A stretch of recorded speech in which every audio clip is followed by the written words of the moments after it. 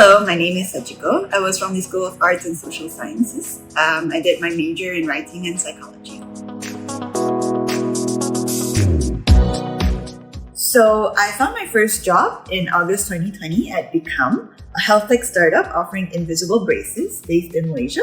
I started as the operations associate there and was really lucky to be able to work with a super young and motivated team coupled with a super supportive management. What really surprises and amazes me still about startups is how fast and agile they are, how they're able to shift gears and change business models to meet the company's needs. And after a super positive first experience at a startup, I decided that my next career move will also be in a startup. So I've recently joined Xenium as the sales operations executive. And despite it still being a startup, the scale of business here at Xenium is a lot larger compared to a company at the nailing stage of a startup.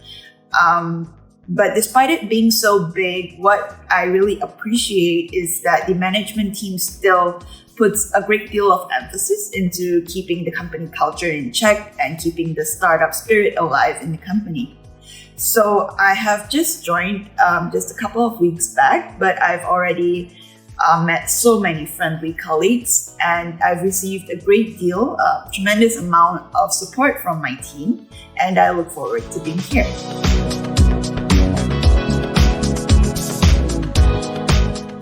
If I'm being honest, I don't think that there is a best place to start networking. You can network at school, you can network at work, at a party, but I do believe that there is a right mindset for you to make that first step. Anyone can sign up to participate in conferences, seminars, professional events where you get the chance to connect with a lot of new people. But if I were to attend one of those events thinking, okay, I am going to sit through the first session, write some notes, ponder through what the trainer or speaker is saying, and then I'm just gonna stick with my friend here or my colleague who I already know for lunch, then I guess I would really miss out on the opportunity to meet someone I don't know, to have conversations or to engage in discussions that I could learn something from or meet someone who shares the same interests as I do. And while networking may come very naturally to some people, for me personally, it requires a conscious decision on my part. I need to decide that, okay, I am going to engage with this person. I want to approach him or her. I'm going to say hi and introduce myself. And I guess the key here is being able to translate that decision into an action. And then I would be able to engage really anywhere at all.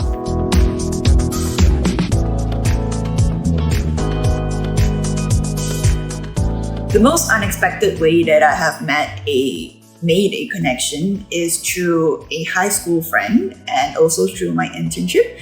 So while I was studying at Monash University, I decided that I wanted to do a voluntary internship to gain some working experience. So it was through a friend that I got introduced to a business process outsourcing company where I did my internship in. And during my internship, I formed a very close connection with one of my managers. And even until today, more than 2 years after the internship has ended, we still keep in touch and she still looks out for me. And I think it's really amazing how one connection can just lead to another.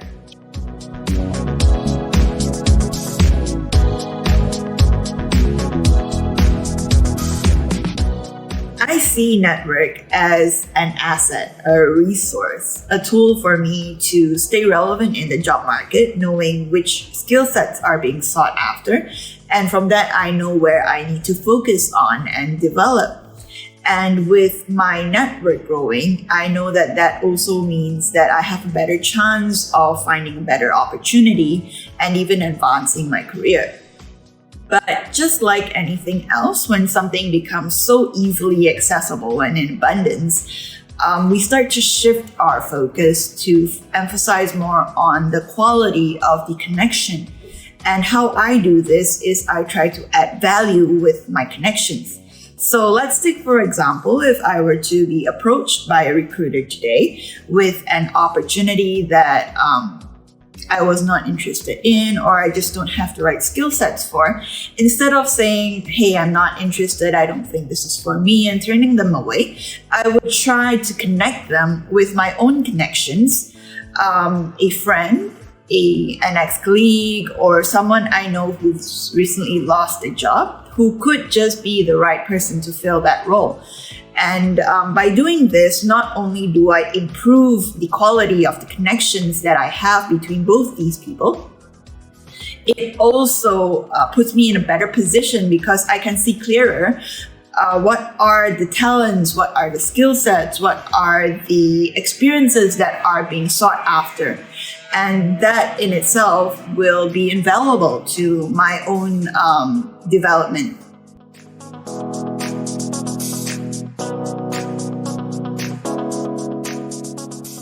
I think that maintaining connections is very much like maintaining relationships. There has to always be a give and take, and it's always two ways.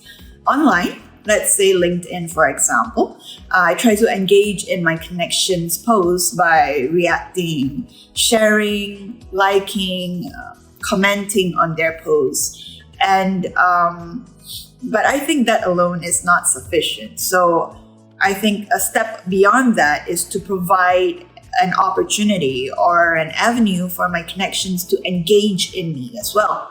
And that means writing articles, contributing to online discussions, sharing my thoughts, or even posting a question that my connections can interact or even reply to.